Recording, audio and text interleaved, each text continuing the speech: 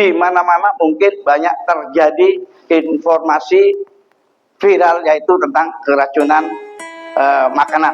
Walaupun yang dimasak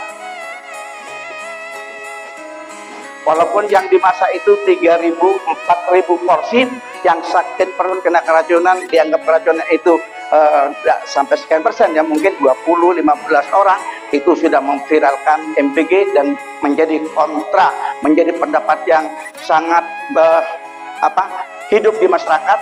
Viralnya ada yang harus ditutup MBG dan juga harus berikan secara langsung. Apapun komentarnya itu sebenarnya adalah pro kontra saja. Oleh karena itu, untuk mengatasi semacam ini diperlukan kehadiran perguruan tinggi, khususnya politeknik yang mengolah pangan, mahasiswa, bukan sekedar isu biasa. Silakan maju. Singkat waktu, siapa aja boleh. Silakan. Izin Pak Direktur. Izin. Ya.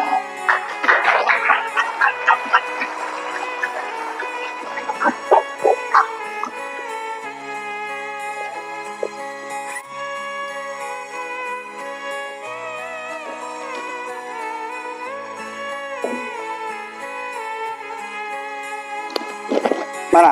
Nih, minta hadiah apa? Apa aja nih, Pak? Ini kalau masih mahasiswa apa saja deh Pak ya. Tapi saya bukan bermaksud yang lain. Saya sangat bangga bahwa isu hari ini akan menjadikan setidaknya solusi dari apa yang sedang kami hadapi, ya MBG hadapi. Makanya saya akan kasih hadiah. Berhenti kalau ngitung nanti ya. 1, itu 2, 3, 4.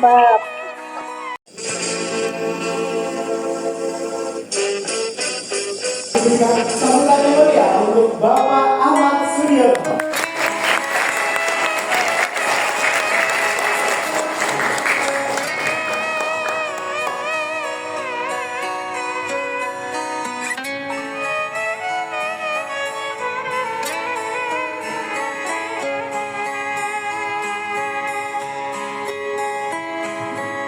Baik, Prof. Dr. Insinyur Ijazari MSc.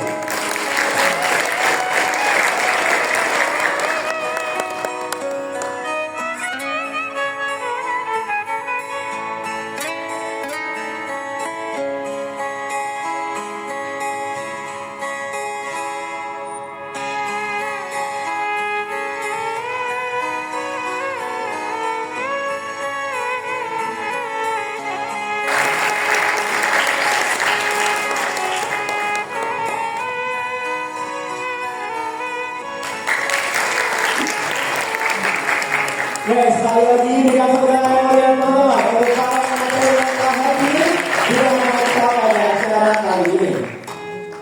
Terima kasih. Saya berdiri di depan penjenengan ini bukan sebagai pakar yang sesungguhnya, tapi saya hanya mau ketika ketemu manusia-manusia hebat yang datang ke kantor kami, ke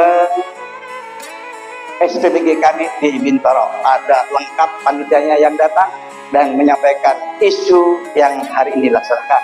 Sangat luar biasa isunya itu dan dilaksanakan hari ini, maka tepuk tangan untuk panitia.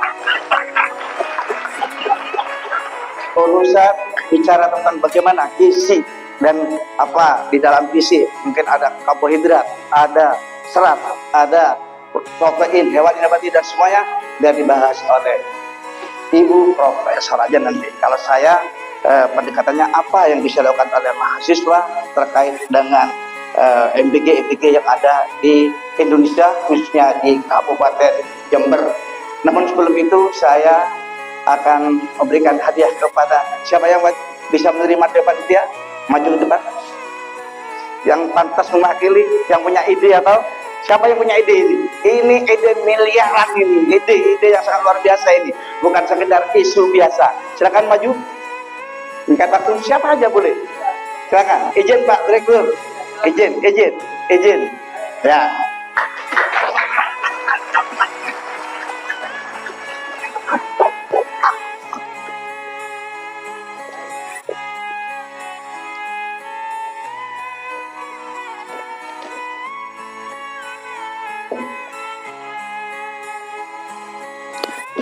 Mana? Nih, minta hadiah apa? Apa aja nih Mbak? Ini kalau masih mahasiswa apa saja deh Pak ya. Tapi saya bukan bermaksud yang lain. Saya sangat bangga bahwa isu hari ini akan menjadikan setidaknya solusi dari apa yang sedang kami hadapi, ya MBG hadapi. Makanya saya akan ngasih hadiah. Berhenti kalau ngitung nanti ya. 1. Hitung. 1, 2, 3, 4, 5, 6, 7, 8, 9, 10. Kurang bangga. Kurang bangga. Ngomong. Kurang bangga. Kurang. Ya 1. Ayo. 11, 12, 13, 14, 15, 16, 17, 18, 19, 20. Ya udah cukup dulu istri saya ini. Sudah. Kita coba ya. Terima kasih banyak. Ya, sama-sama. Ini sudah. Sudah. Terima kasih Ya. Bapak. Terima kasih. Beri tepuk tangan Bapak. Saya mau bicara di depan ini, sekarang di depan jenengan sebagai narasumber adalah karena beliau. Saya nggak biasa mengisi seminar, tapi saya orang lapangan. Tapi paling tidak, ini yang membuat saya hari ini bisa berdiri di sini. Sangat mahal. Karena problem yang dihadapi oleh banyak MBG adalah yang insya Allah dibahas pada hari ini Bapak-Bapak. Oleh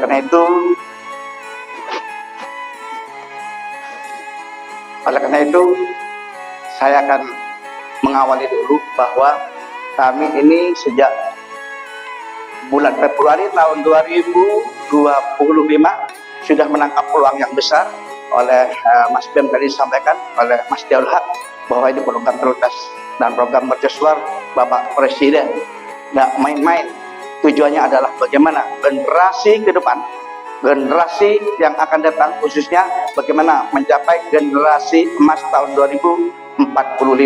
Tentu mulai sekarang dipikirkan bagaimana keseimbangan gizi yang harus diasuh oleh anak-anak kita. Saya saja tahun 60-an mungkin sama dengan Ibu Profesor bahwa saya kecilnya jelas kekurangan gizi. Dalam perkembangan pertumbuhan saya jelas kekurangan gizi karena masih banyak tiul dan belum ada yang namanya makanan kekinian yang saat ini ada di tengah-tengah kita. Alhamdulillah dalam perkembangannya saya masih menjadi manusia yang sehat, manusia yang ikut membantu masyarakat, dan saya masih bisa saat ini bisa berdiri depan jenengan karena tiwul-tiwul itu. Bayangkan nanti kalau sudah tahun 2045 ketika mulai saat ini pemerintah kita memperhatikan anak-anak kita untuk makan bergizi gratis bantuan pemerintah, apa yang akan terjadi? Tiwul jadi kita, jadi Ahmad Sudiono. Bagaimana kalau gizinya seimbang, ada karbohidratnya, ada seratnya, ada protein nabati dan hewani yang diasum pada hari ini dan seterusnya. Saya sangat berkeyakinan ke depan generasi kita akan menggeser siapa yang ada di tengah-tengah sekarang. Kekuatan ekonomi yang sekarang dipegang bukan oleh bangsa Indonesia, insya Allah ke depan akan digeser oleh generasi-generasi yang sekarang memanfaatkan dan makan yang seimbang, yaitu MBG ini. Persoalan-persoalan yang ada di MBG ini.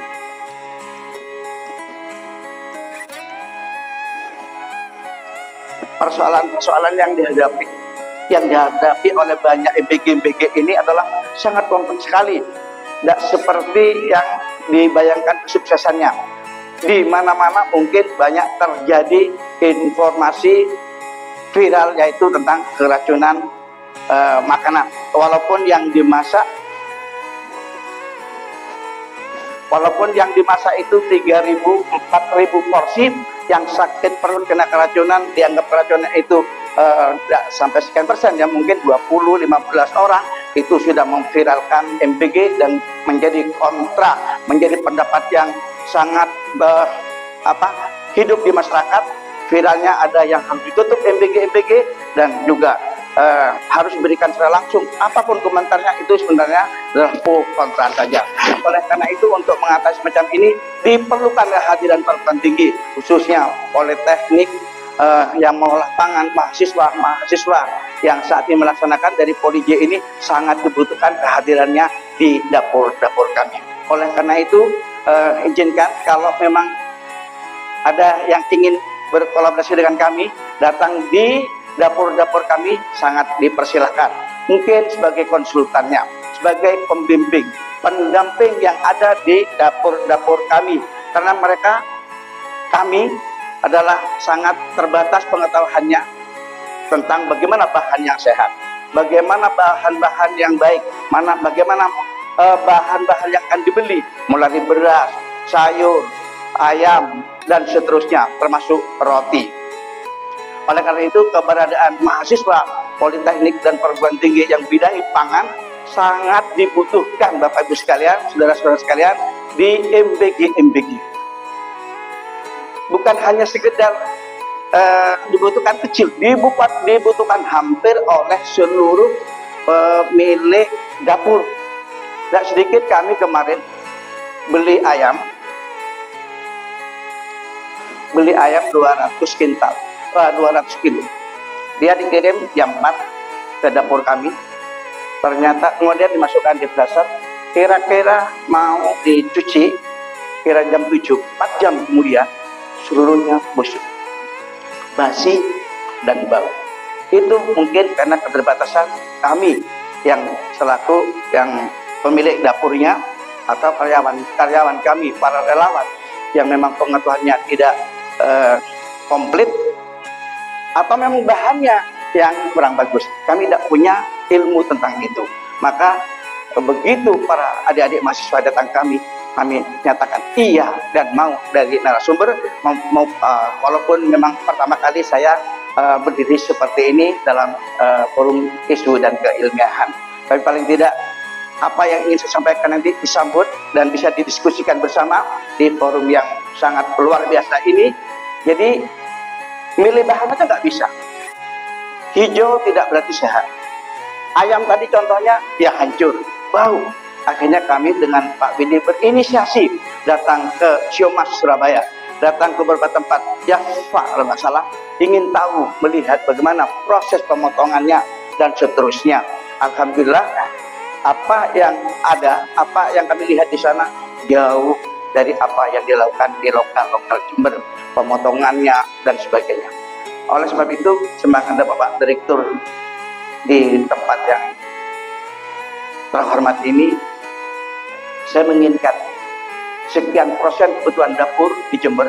Di Jember akan terbangun 216 dapur. Yang ada sekarang kurang lebih 51 dapur. Yang running kurang lebih 40 dapur. Itu mengalami banyak kesulitan. Saya berharap sentra ke depan adalah ada di Politeknik Jember yang sudah disampaikan oleh Bapak Wakil Direktur tadi. Harus ada percontohan yang baik bagaimana pengolahan bahannya mungkin baik, pengolahannya salah, dibutuhkan kehadiran mahasiswa yang membidangi. Bahannya bagus, ayamnya bagus, pengolahnya mungkin salah bumbunya atau salah pengapiannya dan sebagainya, mungkin merusak kandungan nutrisi, protein dan sebagainya. Diperlukan kehadiran mahasiswa yang membidangi. Jadi banyak hal yang harus ditangkap oleh para mahasiswa, baik alumninya maupun yang sudah bekerja sebagai profesi di mana-mana saja, harus mendekati kami. Kami butuh itu semua. Bukan hanya soal pangannya, soal bahannya, mungkin dibimbing bagaimana menjadikan makanan-makanan yang dikelola itu menjadi bagus. Kami tidak akan mengambil tenaganya saja. Dapur yang ada ini insya Allah akan berkolaborasi, akan menghargai penjaringan semua yang membantu dapur-dapur kami. Tentunya sebagai karyawan pendamping atau sebagai apa, kami akan kondisikan hal macam itu. Karena kami membutuhkan keselamatan, kesehatan, dan keamanan pangan yang didistribusikan ke sekolah-sekolah. Jadi butuh betul dapur-dapur yang ada di Jember ini. Dibutuhkan adalah orang-orang yang betul-betul ahli di dalamnya. Dibutuhkan pendamping yang membidangi apa yang dibutuhkan, item-item yang dimasak di dapur itu. Termasuk lagi tren sekarang sertifikat layak higien sanitasi itu sekarang diwajibkan oleh pemerintah, khususnya oleh BGN. Kalau tidak akan ditutup. Gara-gara sertifikat itu masa mau nutup. Tentu dibutuhkan oleh kehadiran mahasiswa-mahasiswa ataupun alumni-alumni yang sudah ada di masyarakat hadir bersama kami. Bahkan Politeknik Jember betul-betul harus menjadi pionir, harus menjadi pilot project tentang keberadaan dapur khususnya di Jember dan sekitarnya. Mengapa? Karena kami sangat terbatas tentang pengolahan itu. Sementara yang berjalan adalah berjalan yang berusaha sebaik mungkin, baik itu tentang air kita lepkan, kemudian IPAL kami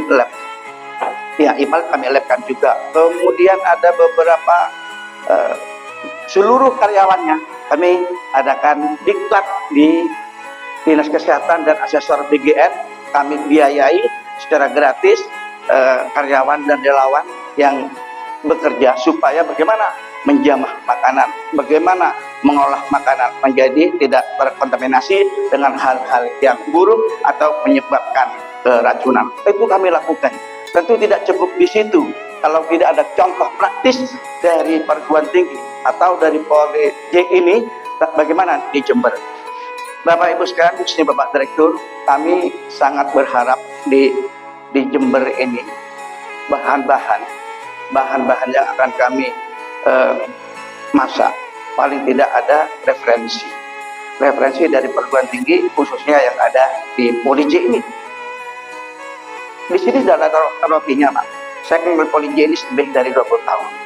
Saya waktu kepala dinas Disperindak, puluhan miliar saya kerjasamakan dengan Poli J ini. Bagaimana saya bikin alat untuk roti, bagaimana saya membantu masyarakat memasak dan sebagainya, bikin produk-produk UMKM saya sudah meetkan dengan Poli J. Alhamdulillah, selama saya menjabat 4 tahun di Disperindak, kerjasama dengan Poli J ini sangat luar biasa. Hasilnya bahkan ada alat yang pemanggang roti itu oven ya, itu kalau beli di luar nggak bisa, minimal masyarakat harus punya 900 wattnya listrik di rumahnya baru bisa terima. Dengan Politeknik yang 450 tidak kalah dengan yang 900 yang produk-produk luar. Ternyata Poli J sudah bisa bikin oven yang 450 wattnya sama dengan yang 1300 luar. Apa lempengannya, apa ini, itu ilmunya ada di Poli J. Maka terkait dengan MBG ini ke depan, mungkin roti ini dibutuhkan setiap Sabtu. Di Poli J ini saya yakin bisa.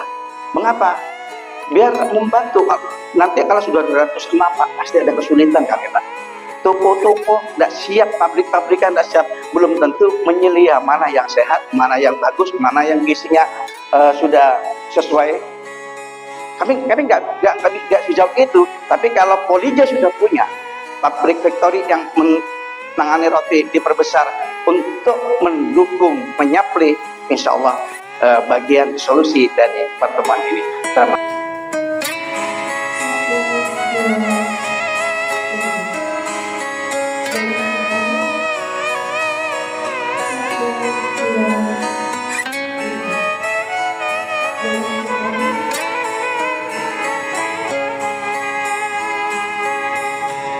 Berikutnya